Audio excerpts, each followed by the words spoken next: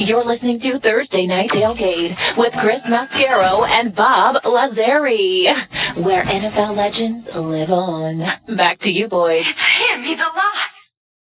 And now joining us here on Thursday Night Tailgate is Chris Mitchell. Chris has been a friend for a long time. He's one of the most knowledgeable people on the planet when it comes to fantasy sports, and just take the fantasy out of it.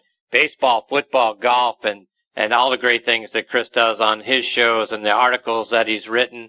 You can find him on rotoexperts.com as well as SB Nation's Minor League Baseball.com. He hosts a couple of wonderful podcasts called A Podcast to Be Named Later and the Roto Experts Fantasy Sports Show.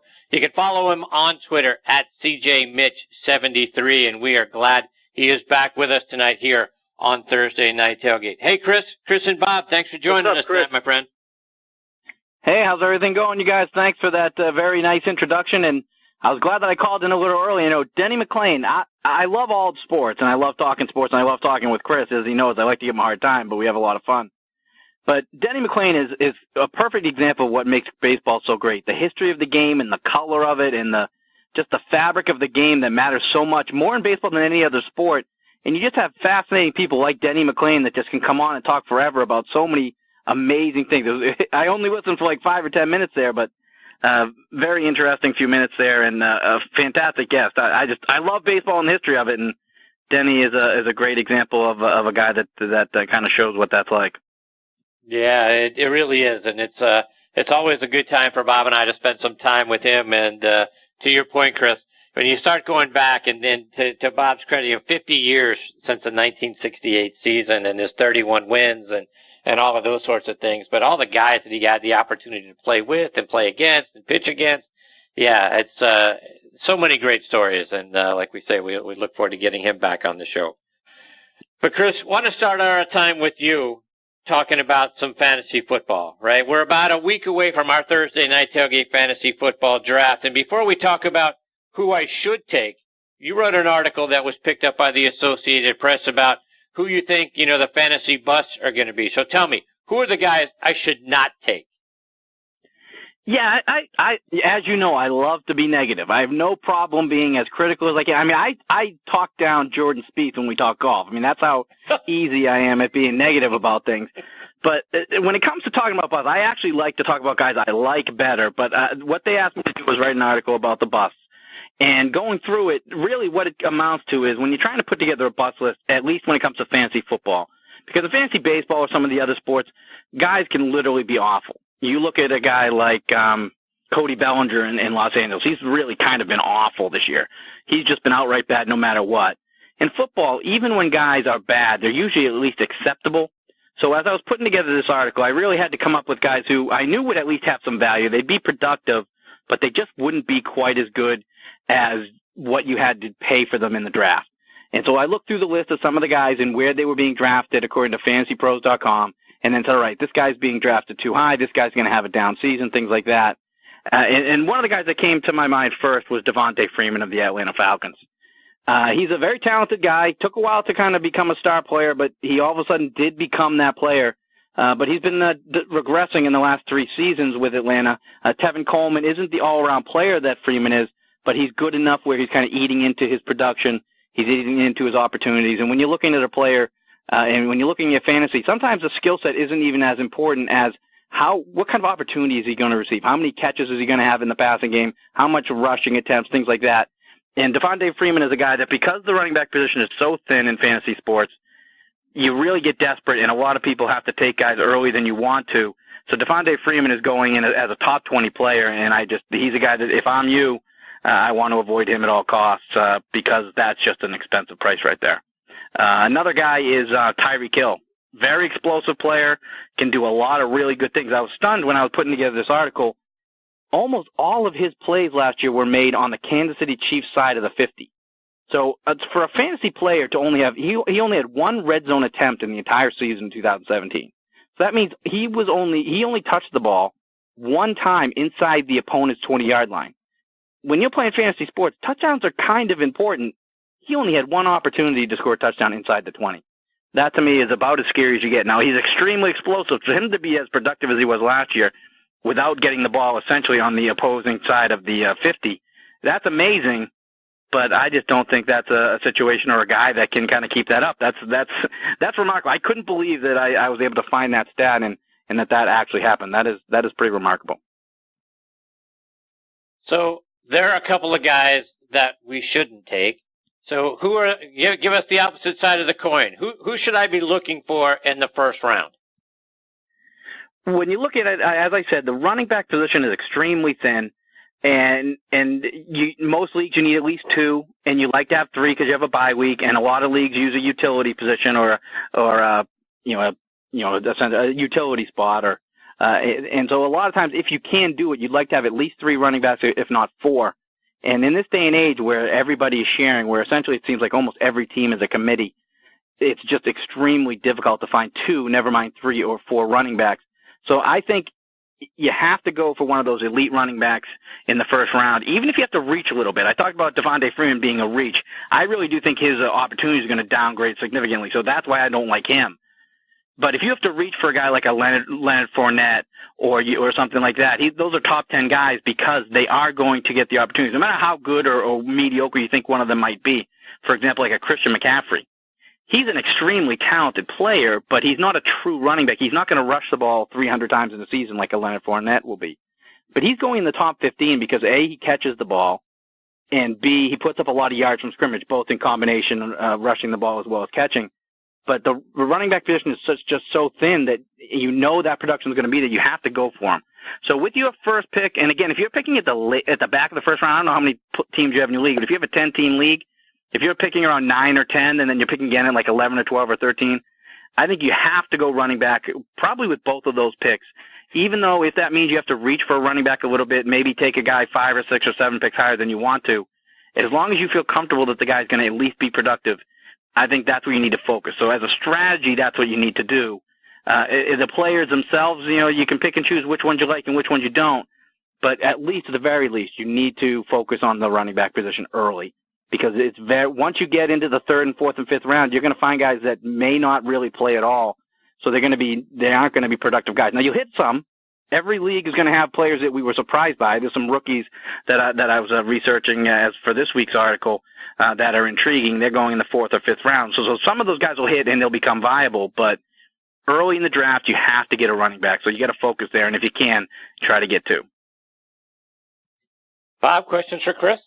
Yeah, Chris, it's great to speak with you again. I wanted to ask you about what we started the show off with about the Cleveland Browns and how people in Vegas are actually putting money on them for to see that actually how good they're going to do. And there was only one way to go, and up. We know that they were going to be better, but is this a team that can approach 500, Chris? 500 is asking a lot. The NFL is such a balanced league. The whole point of the league is designed for parity.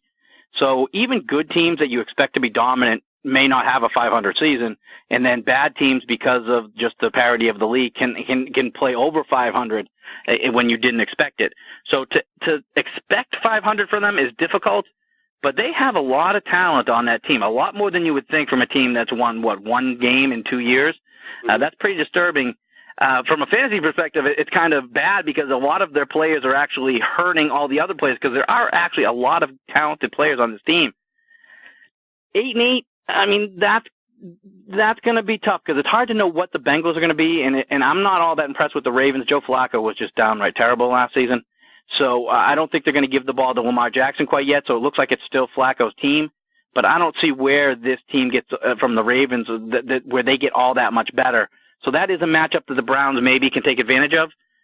But Tyrod Taylor is still their guy, probably, at least for the first 5 or 6 weeks of the season. Maybe Baker Mayfield gets things together and is ready to take some snaps as a full-time guy, maybe week 8, 9, or 10 or something like that. But it looks like Tyrod Taylor is probably going to be the guy for the first 5 or 6.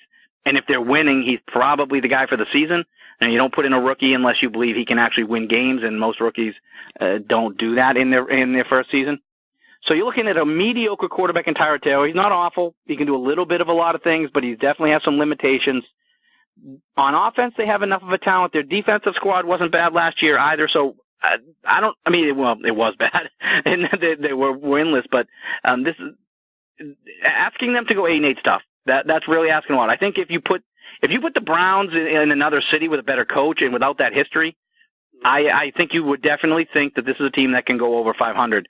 But because it's Cleveland, with that organization, with those coaches who are coming back after the winless year, I would take the under, but it wouldn't surprise me if they actually did go over. But if I had to bet my cojones on it, I'm betting the under just slightly. I'd put them at 5 or 6 with a chance at 8 or 9. I mean, because 8 and 8 can win, can make the playoffs. I wouldn't bet on it, but it's always a possibility. And the team here in New England, right in our backyard, Chris, the Patriots, here's my take. I mean, Brady will be Brady. Gronkowski won't stay healthy. Edelman comes back, may stay healthy. By the end of the year, they're probably banged up a lot. They'll win a lot. But come postseason, you got to win with defense, and they might fall a little short. What do you think about that team this year? I agree with you. You look at the Patriots' run of success, and it really is phenomenal. I don't know if there's been many organizations in any sport that have been able to achieve what the Patriots have been able to achieve, considering, like I said, this is a league that is based on parity. If you win one year, it's supposed to be extremely difficult to dominate again, and yet the Patriots win their division year in and year out. Now, granted, the Jets, the Dolphins, and the Bills have done a lot to make that division relatively easy, and that's difficult in and of itself to do. But yes, as long as Tom Brady doesn't fall off a cliff and become a disaster, and sometimes NFL guys can do that. You'll see a guy who goes from being a star to essentially being a bum. I can't imagine that's going to happen, but if that were to happen, then of course the Patriots would be a disaster. The one surprise for me after all these years with how good the Patriots have been is that Bill Belichick was supposed to be a defensive guru. When he was a coach in Cleveland, the only thing they could really do was defend. I mean, their offense was okay. It was very vanilla. They didn't have a big-time playmaker at the quarterback position. They kind of got by. But they really had some really good defenses. And, of course, Belichick's history with the Giants, I mean, I think you got to give him credit, even though when you have Lawrence Taylor, you should be able to do a whole lot of successful things. But nonetheless, defense was their key, too. So Belichick's legacy really was a defensive coach. And then he comes to New England, and all these defenses are kind of bend, don't break, very ugly. Last year was one of the most frustrating seasons I've ever seen. I like to see playmakers. I like to see aggressive defense, and that's just not the way the Patriots do things. And that's what concerns me about the playoffs. Is they're going to win this division. They're going to win at least 11 games. In New England, as you know, you're always looking at, it's not whether they're going to win or lose a division, it's whether they're going to have home field throughout the entire playoffs. And if they do, they're probably going to make the Super Bowl. So that's always the kind of the equation you got to factor in. Now, the Patriots going to win 13 games. I think they probably will. And then in the playoffs, it's all about that defense. Can they do enough? And obviously, as you saw in the Super Bowl, with all the confusion regarding Malcolm Butler aside, it's not all. Maybe they did lose because Malcolm Butler didn't get in the game, and we don't know why Bill Belichick did that. But the fact is, you cannot allow that much offense to a relatively good, but the Eagles were not a special offense. And with Nick Foles there as well, to allow that much offense to go against your defense, that is disturbing, and that could happen again because this defense is probably not much better, and it could even be worse than it was last year, which in the first 5 or 6 weeks was abysmal. I mean, the quarterbacks were throwing up 300-plus yards like it was nothing. Chris, one more before we let you go, and I want to get your thoughts. What impact do you think fantasy football has had on TV ratings and the way that we follow football now versus before fantasy football was a thing? I think it's interesting because people have thought, well, why was fantasy sports even legal when DraftKings and things like that were created? They're like, that's gambling. Why is gambling allowed? You can't gamble on the NFL. Why can fantasy sports have gambling? And so it got this very popular take to it. And so I think that kind of led a wave of a lot of popularity for fantasy. It kind of exploded. Everyone started playing fantasy sports. It was crazy. So fantasy sports actually became more popular than the NFL. I used to watch the ESPN's game days on Sundays. It was 2 hours, now it's 3. I used to watch that religiously every single Sunday morning. I would actually get out. I'm a night person. I love sleeping until noon on occasion. But every single Sunday morning I got up in time for that 11 o'clock ESPN show. All of a sudden, about 5-6 years ago, they started a fantasy show in competition with their own ESPN show. I haven't watched their ESPN show yet, and I think that's probably pretty common. My guess is that their fantasy show on ESPN2 is more popular and gets better ratings than their NFL pregame show does. So that tells you how popular fantasy sports are. And because of that, I think a lot of people who may not care about football actually have some interest in it because they play fantasy. So they're like, oh, well, who should I draft? And who's going to, who should I start this week? So people who don't necessarily care all that much about football all of a sudden have an interest in it. So I think fantasy sports has contributed significantly to the popularity and just the exposure of the game to a wider swath of people. But when you look at the ratings, I actually think fantasy sports has hurt it. I think when you look at it, for example, I watch the fantasy show on Sundays instead of the normal show. The Red Zone channel, which is up here in Boston, most markets have it. I don't know if everybody does. But the Red Zone channel, all they show is inside the 20. And it doesn't matter how good the game is. It doesn't matter what the matchup is. It doesn't matter if it's a blowout or if it's a close game. All they show is games that are inside the 20, unless there isn't a game inside the 20, and then they just go to whatever the best game is. I watch that more, except when the Patriots on. I'm a religious Patriots watcher, so if they're on, I'm watching them. But other than that, I am watching that Red Zone channel most of the day on Sunday. And I think that's pretty popular. On top of that, because I think especially the younger crowd these days, they care about the stats more. If you watch baseball, I think baseball has become a statistical game, almost like it did in its beginnings. Back in the olden days when you didn't have TV, or everyone didn't have TV, everybody looked at the box scores. That's how fantasy sports actually started. And baseball was you got your paper, and some guy in your group put together the stats and told you what you got for points that day. There was no internet, there was no email, there was no spreadsheets. Someone got a piece of paper, got a newspaper, put together a sheet, and they told you how well you did that day. I think that's kind of what we're looking at now these days, only with the technology of it all, is that people don't care that much about the games. They don't care about the standings. They don't care about watching the game on every single Sunday. What they care about is their players and how they're doing. And then when you talk about the real serious people, they care about their money, because money is definitely a factor at the bigger levels. So I actually think less people are watching the games because all they care about is the outcomes, and all they care about is their players. So maybe if you're a passionate Patriot fan like I am, I'm going to watch every single game no matter what. But if you live in like a Cleveland where the team is always bad, are you going to watch the Cleveland Browns lose at 1 o'clock every day? Or are you going to be skimming around all the channels and looking on the internet and using your app to find out how your players, who you've got 15 players on 9 different teams? Yeah, I think fantasy sports is actually hurting the viewing public. And I think the younger generation just doesn't have the attention span. So they don't want to sit through even an NFL game, which goes fast and is only 3 hours long. I just don't think they want to sit around and do that. They'd rather be running around doing whatever they're doing and then checking their app every 15 minutes on their phones. I mean, it's kind of ridiculous. I saw a comment the other day that it's amazing in this day and age of technology and NASA being able to go to Mars and all these different things, and yet we can't get a cell phone with a good signal.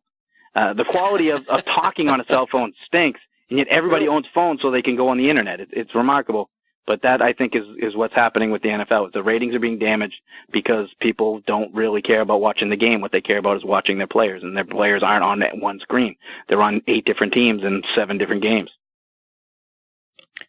Chris, before we let you go, let our listeners know, how can they follow you online and over social media, keep up with all the great things you're doing?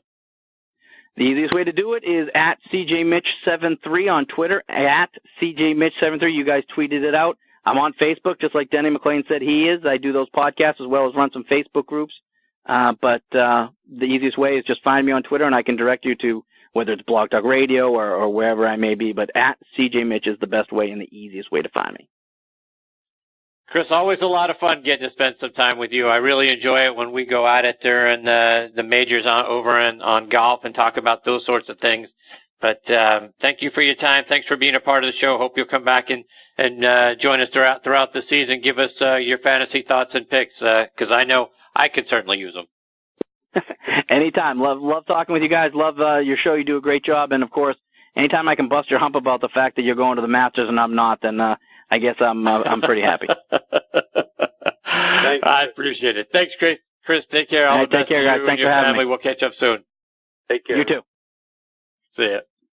That's Chris Mitchell again, at CJMitch73 on Twitter, and you can follow him, RotoExperts.com and SB Nation's Minor League Baseball.com, and his podcast again. A podcast to be named later, and the Roto Experts Fantasy Sports Show. So all of those are the way you can keep up with what Chris is doing, listen to him, get his advice, and that sort of thing. Bob, I know I'll be tapping Chris a bunch during the fantasy football season, trying to figure out what the heck I need to be doing. I appreciate the strategies he laid out for me. I will certainly take advantage of that. But no one knows fantasy sports better than Chris Mitchell does. No, especially here in New England. He's a great resource. Again, follow him on Twitter, and you'll be glad he did. And I hope we can talk to him throughout the season. Yeah, I do too. So we got to make that a thing. All right, when Bob and I come back, we'll be turning on our Thursday Night Tailgate Spotlight on the Positive. Hear which players are doing great things out there in their communities. Then we'll wrap up the show, and we're going to do that all on the other side of these words about the Salt Creek Golf Retreat and Doubleback Winery.